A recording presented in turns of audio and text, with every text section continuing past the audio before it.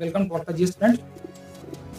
आज मैं एक जो है भारत का बहुत अभिन्न संस्कृति शिक्षा का केंद्र नालंदा यूनिवर्सिटी के बारे में बता रहा हूँ, जिसका जो है उद्घाटन प्रधानमंत्री नरेंद्र मोदी जी के द्वारा अभी किया गया है 19/6/2024।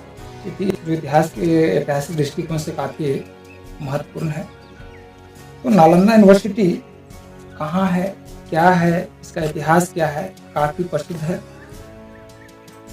ये जो विश्वविद्यालय खास करके जहाँ जिस प्रांगण में हम खड़े हैं देख रहे हैं सामने, ये जो है नालंदा यूनिवर्सिटी का जो खंडहर है, जो अवशेष है, बचा हुआ है। यहाँ जो है यह प्राचीन मगध, ये जो मगध है भारत का इतिहास का पहला पन्ना। तो मगध साम्राज्य से शुरू होता है। जनपद, जब लोग कबीला में बसने लगे, जन से जनपद में आ गए। जनपद में आने के बाद जो है राजा या राजतंत्रात्मक शासन शुरू हो गया। राजतंत्रात्मक शासन शुरू होने के बाद जन से जनपद बना, जनपद से महाजनपद बना। और ये 16 महाजनपदों में मगध महाजनपद काफी प्रसिद्ध था। मगध जिसकी राजधानी राजगिरी है,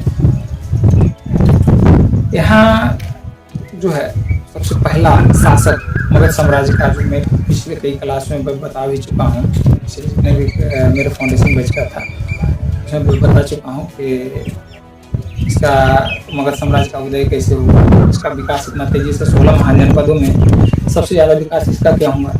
ठीक है, मगध महाजनपद की राजधानी राजगिरी बना। पहला वंश जो है बृहद्रथ वंश था।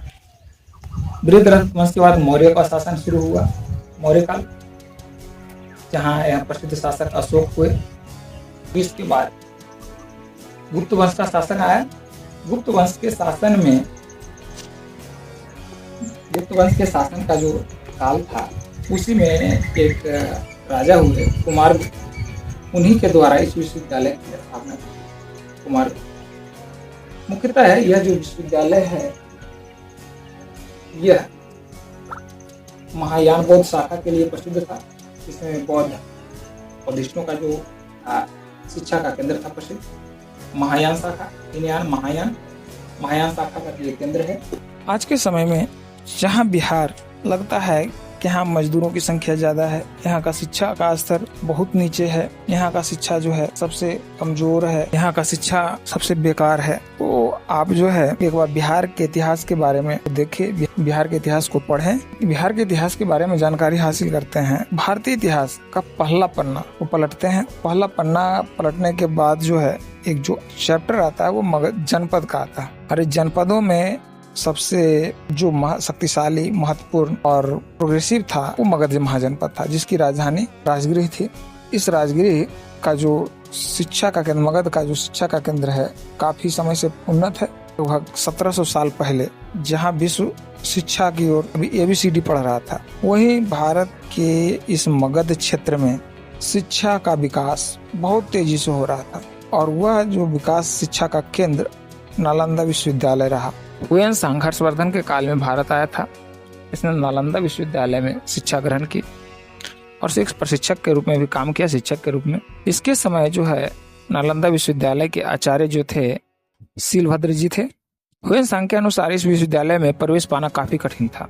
नालंदा विश्वविद्यालय में इनके प्रवेश पाने के लिए प्रवेश परीक्षा का जो 3 स्तर होता था, काफी कठिन होता था। और तीनों स्तर में उत्तीर्ण करने के बाद यहाँ कोई भी छात्र प्रवेश पा सकता था। यहाँ के छात्रों को रहने के लिए 300 कमरे बने थे, जिसमें 1 या 2 वैध भिक्षु प्रत्येक कमरे में रहते थे। यहाँ जितने भी जो है अध्ययन करते थे छात्र, उसको निःशुल्क शिक्षा, औषधि तथा भोजन मुहैया कराया जाता था। इसके लिए राज्य की ओर से 200 गांव दान दिया गया था। और शिक्षा को बेहतरीन बनाने के लिए आसपास के गांवों से जितना भी राजस्व का इकट्ठा होता था, इस विश्वविद्यालय के लिए दान में देते थे। इस विश्वविद्यालय का जो अगर बात करें अलंकरण का, तो ईंटों का अलंकरण देखें, इसके अभियंत्रण का देखें, इस तरह की इसके बनावट को देखें, तो अपने आप में एक नायाब नमूना है, जो आज के समय से काफी उन्नत स्थिति को दर्शाता है। उनको ऐसा लगता है कि हमारी संस्कृति, हमारी सभ्यता, हमारे देश की सभ्यता बहुत पिछड़ा हुआ है। एक अंग्रेजी भाषा का जो है प्रयोग करके हम बहुत आगे निकल गए हैं, तो एक बार बौद्ध, जैन, हिंदू तथा सिख की धरती बिहार पर आकर के इस नालंदा विश्वविद्यालय की जानकारी हासिल करें, नालंदा विश्वविद्यालय को देखें, इस धरती को देखें, तब हमें अपने इतिहास और संस्कृति पर गर्व होगा।